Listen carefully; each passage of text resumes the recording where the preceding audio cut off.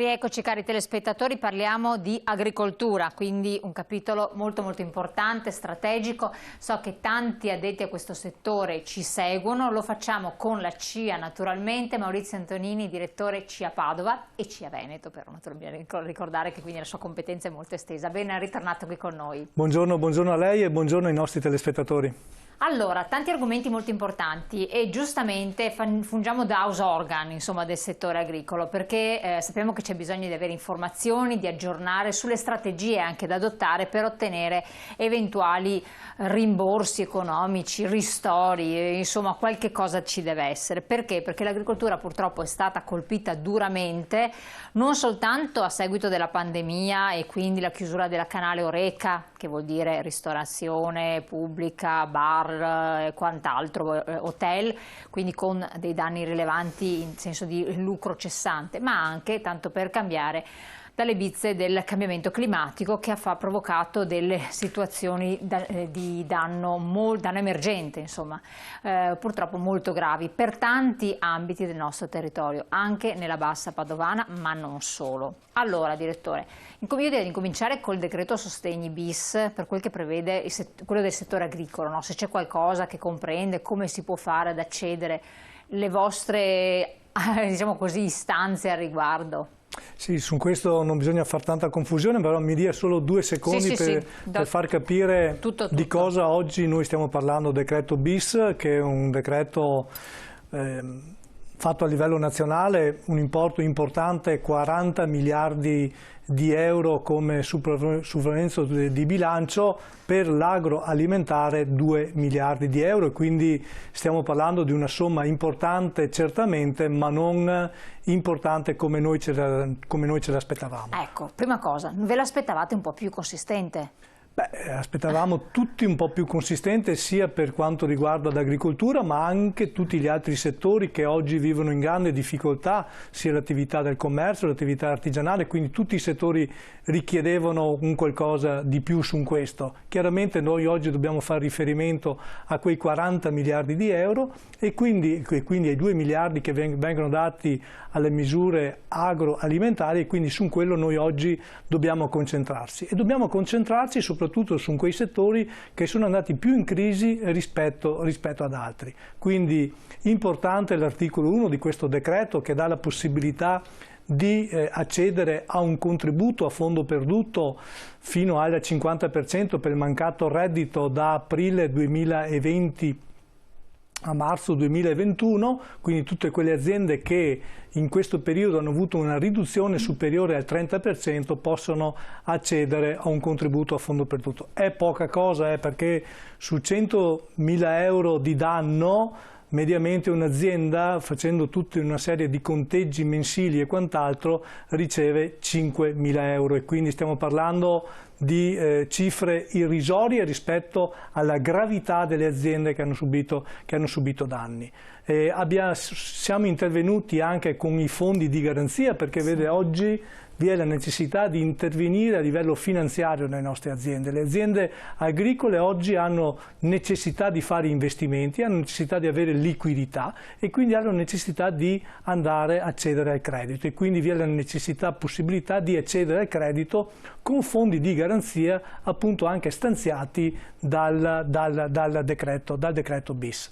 Altre forme... un attimo, lei ha parlato di un contributo a fondo perduto, giusto? Sì.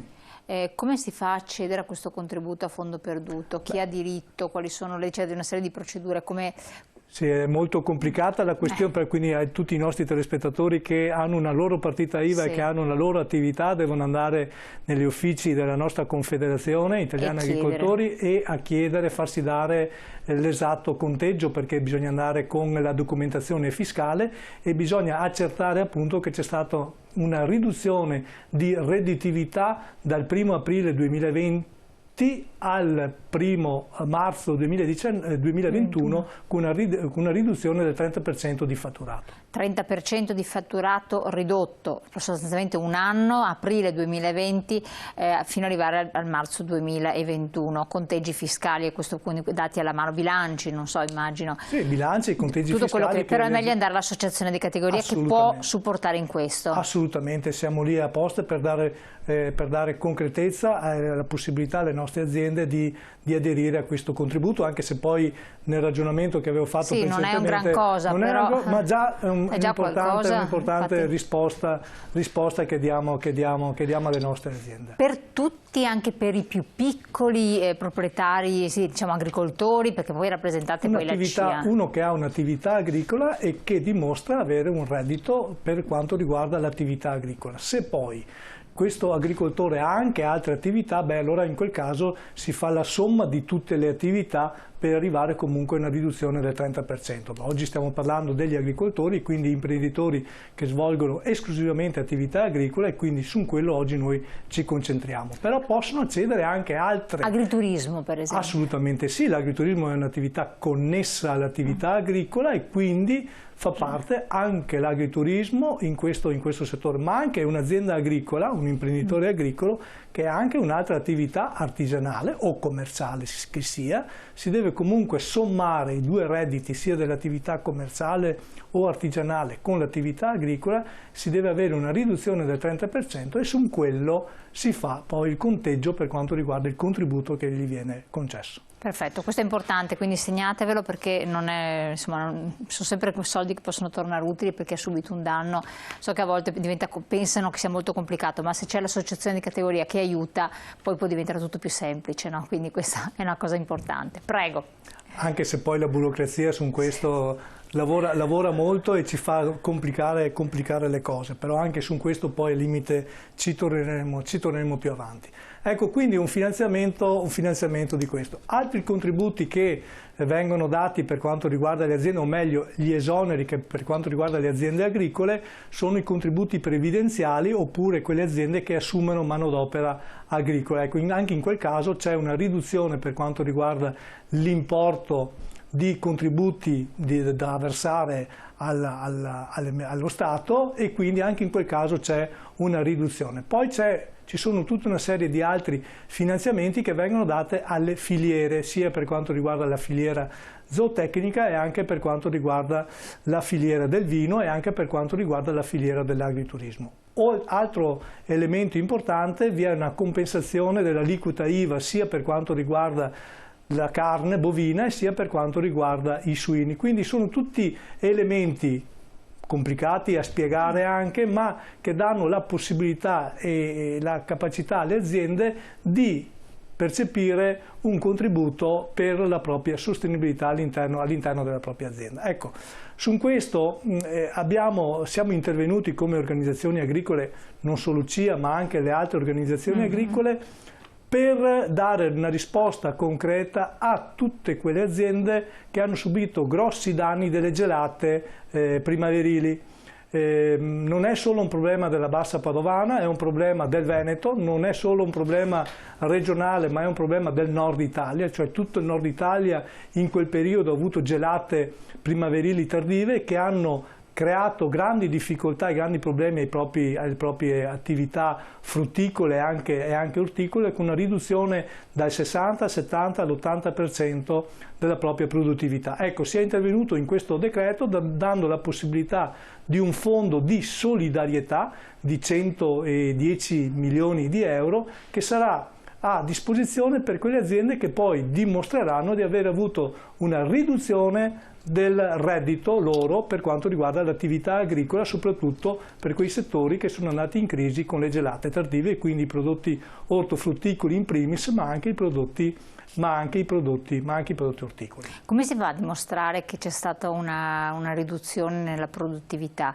Cioè che tipo è legato proprio a questo fatto contingente? Innanzitutto abbiamo già inviato alla VEPA, che è l'Agenzia Veneta dei Pagamenti, alla Regione Veneto, il controllo da parte dell'Istituto per certificare il danno. Dopodiché nel momento in cui vi è la certificazione del danno e quindi c'è una perimetrazione dell'entità del danno, a quel punto le aziende dovranno rivolgersi presso le nostre organizzazioni agricole di categoria e presentare la domanda. Chiaramente sulla presentazione della domanda anche in questo caso si dovrà supportare con l'aspetto fiscale e quindi con quanta quantità di prodotto che ho prodotto nell'anno 2021 rispetto alla quantità media regionale di quel prodotto di quel territorio.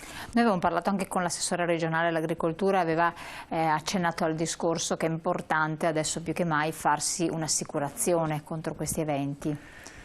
Sì, qual è la situazione? Sicuramente è importante fare l'assicurazione, sicuramente è importante però che gli eventi climatici oggi sono sempre più frequenti nel nostro territorio e non sono colpa degli agricoltori, è colpa del sistema e quindi il problema oggi del clima, il problema dell'ambiente è un problema importante. Le aziende agricole devono sicuramente assicurarsi. Assicurare vuol dire spendere molti quattrini, costa moltissimo l'assicurazione e quindi su questo ci deve essere un intervento come c'è chiaramente da parte della Regione, ma non solo della Regione, da parte della Comunità Europea con la politica agricola comune per dare la possibilità alle aziende agricole di avere un premio assicurativo meno gravoso e quindi intervenire direttamente nelle assicurazioni per dare la possibilità appunto delle aziende di avere almeno la garanzia del reddito dei loro prodotti. Quindi allora esistono queste coperture assicurative, perché un tempo anche c'era il dubbio che potessero coprire certi eventi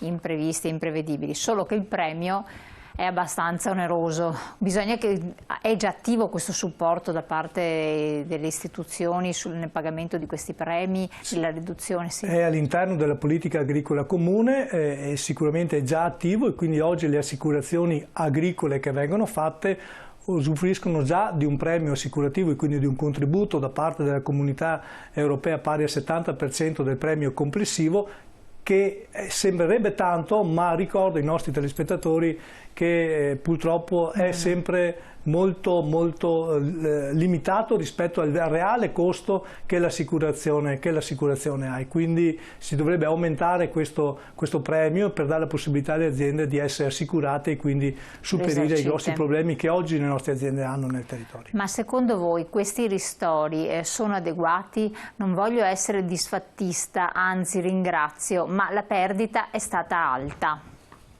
Assolutamente ha ragione il nostro telespettatore, se noi guardiamo i ristori oggi come sono stati emessi non sono assolutamente alti, ma soprattutto se si guardano magari i ristori che sono stati dati anche alle altre nazioni, mi riferisco alla Germania ma anche alla Francia, sono molto più alti rispetto a quelli che noi abbiamo avuto, però voglio dire è già importante che ci siano, cerchiamo di indirizzarli in maniera corretta, sono poca cosa, adesso speriamo che l'Horeca e quindi hotel, ristoranti e tutta la parte della ristorazione apre e quindi in questo caso diamo linfa e possibilità a tutti di avere un reddito più equo insomma su questo e quindi pensiamo e speriamo su questo. Dopo torniamo anche su questi temi, abbiamo una pubblicità che incombe, voi approfittate se volete mandare dei messaggi con delle domande, comunque l'importante è risolvere queste questioni, chiedere dove ci sono degli stanziamenti rivolgendosi all'associazione di categoria, alla CIA. A tra poco.